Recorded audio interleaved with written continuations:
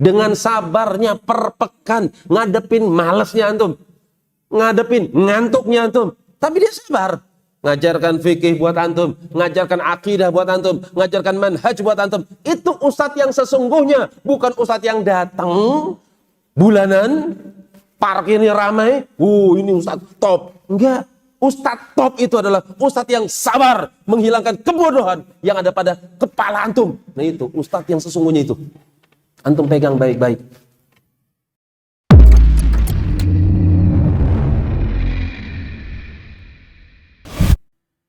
Jamaah rahimani wa rahimakumullahu jami'an. Antum sudah tahu hadisnya.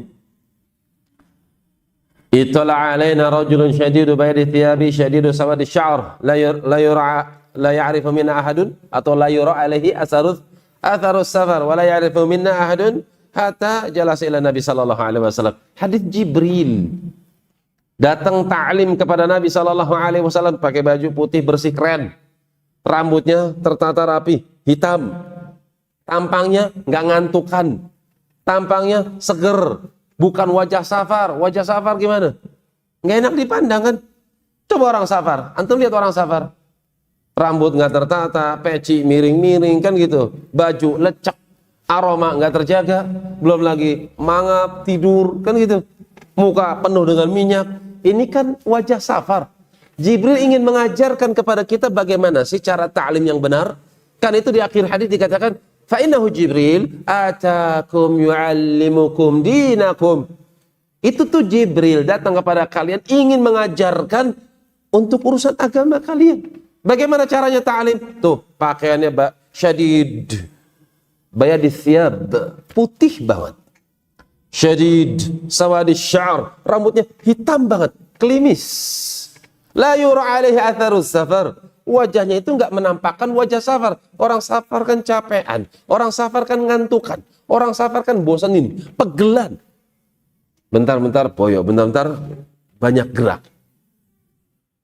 Orang taklim nggak seperti itu, anteng diajarkan sama Jibril. Terus fasnada rukbatihi la rukbatihi, dekat sama Ustadz. Dengkulnya Jibril dekat dengan dengkulnya Muhammad sallallahu alaihi wasallam, dekat dengan Ustadz.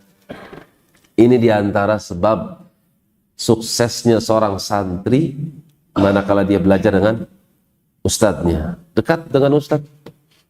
Cuman barakallahu fikum, dekat dengan ustadz bukan cuma untuk pamer-pameran, bukan cuma untuk unggul-unggulan. Kalau saya dekat sama ustadz, masya Allah, lihat nih fotonya ngejejar, dekat sama ustadz ini, dekat sama ustadz itu, dekat sama ustadz ini, dekat sama ustadz itu. Ilmu antum mana?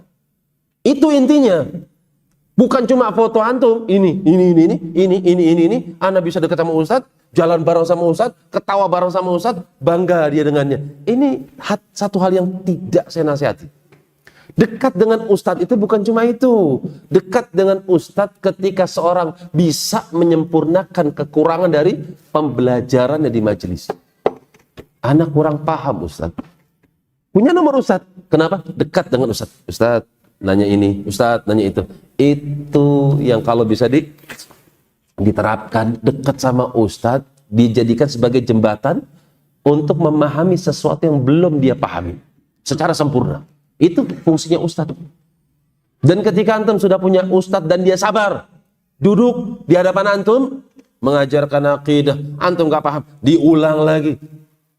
Diajarkan tentang adab, diajarkan tentang etika, nggak paham, diajarkan lagi. Pelajaran fikih, antum nggak paham, diulangi lagi, diterangkan lagi sesuai dengan kemampuannya. Itu ustadz yang kayak gitu antum pegang kuat-kuat tuh. Itu ustadz pengen kebaikan buat antum. Dengan sabarnya per pekan ngadepin malesnya antum, ngadepin ngantuknya antum, tapi dia sabar. Ngajarkan fikih buat antum, ngajarkan akidah buat antum, ngajarkan manhaj buat antum. Itu ustadz yang sesungguhnya, bukan ustadz yang datang bulanan, parkirnya ramai, ini ustadz top. Enggak, ustadz top itu adalah ustadz yang sabar menghilangkan kebodohan yang ada pada kepala antum. Nah itu ustadz yang sesungguhnya itu. Antum pegang baik-baik. Jamaah rahimani wa rahimakumullahu jami'an.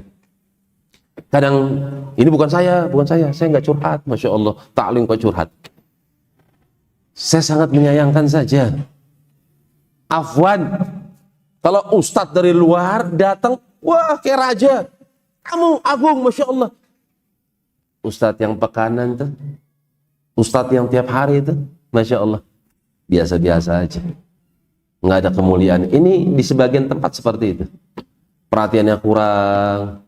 Ini satu hal yang tidak dibenarkan, jemaah. Rahimani wa rahimakumullahu jami'an. Betul, ustadz-ustadz mereka punya prinsip dalam kehidupan mereka, qanaah. Mereka terapkan ilmu yang ada pada diri mereka dengan istri mereka, dengan anak-anak mereka. Mereka ajarkan. Dan mereka nggak butuh pelayanan daripada para ikhwan. Cuman ilmu itu punya teladan.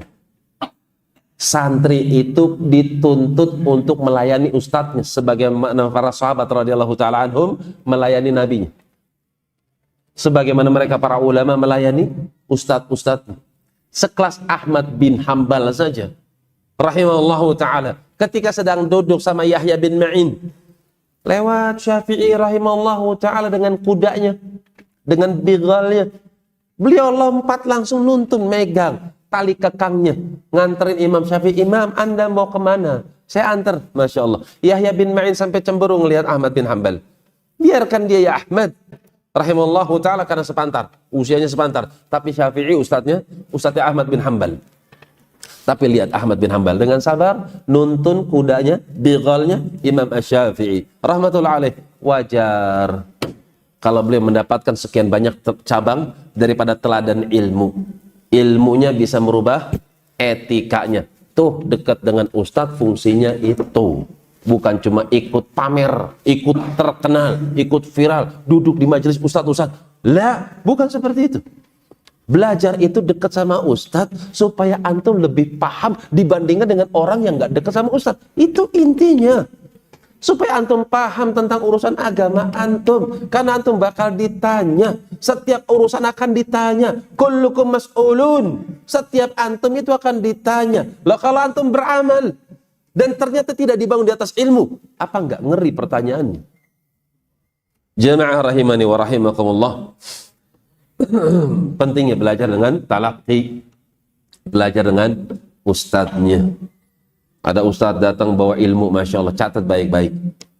Namun ingat, ustadz yang sesungguhnya adalah ustadz yang mau sabar setiap hari, coba memperbaiki keadaan diri antum. Bukan ustadz tahunan, bukan ustadz bulanan, bukan triwulanan. Silahkan antum idola sama ustadz satu ustadz. Cuman kalau bisa, idolakanlah ustadz yang sudah meninggal. Kenapa? Aman daripada fitnah. Ustadz yang masih hidup itu belum aman. Kita nggak tahu akhir hayatnya. Apakah beliau tetap ahlus sunnah? Ya kita minta sama Allah, ya Allah, Allahumma fad ulama'ana, Allahumma fad ustadzana, Allahumma fad asatidana. Ya Allah, jaga ulama kami yang masih hidup. Ya Allah, jaga ustadz kami yang masih hidup. Kita doakan mereka.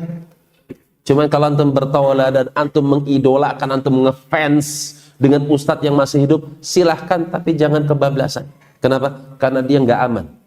Sebagaimana antum nggak aman, apakah dia istiqamah di atas agama Allah atau tidak? Berapa banyak orang-orang yang diagungkan, orang-orang yang diharapkan, orang-orang yang diidolakan, ternyata di akhir kehidupannya, Allahul musta'an, akhirnya mengecewakan.